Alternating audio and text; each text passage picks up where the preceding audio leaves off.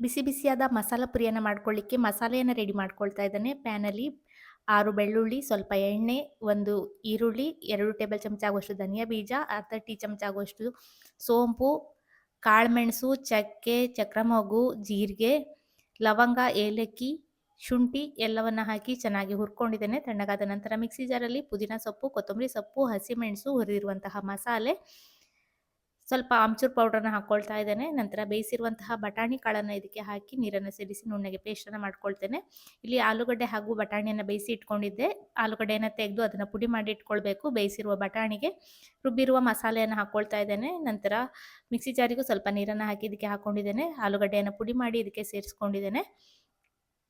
ನಂತರ ರುಚಿಗೆ ಬೇಕಾಗುವಷ್ಟು ಉಪ್ಪು, ಸ್ವಲ್ಪ ಬೆಲ್ಲವನ್ನು ಹಾಕಿ ಚೆನ್ನಾಗಿ ಮಿಕ್ಸ್ ಮಾಡಿ ಕುದಿ ಬರಿಸಿದರೆ ರುಚಿಯಾದ ಮಸಾಲೆ ಪುರಿಗೆ ಬೇಕಾದಂತಹ ಮಸಾಲೆ ರೆಡಿ ಆಗ್ತದೆ. ಖಂಡಿತ ನೀವು ಟ್ರೈ ಮಾಡಿ. ಇಷ್ಟ ಆದರೆ ವಿಡಿಯೋಗೊಂದು ಲೈಕ್ ಮಾಡಿ, ಚಾನಲ್ನ ಫಾಲೋ ಮಾಡಿ.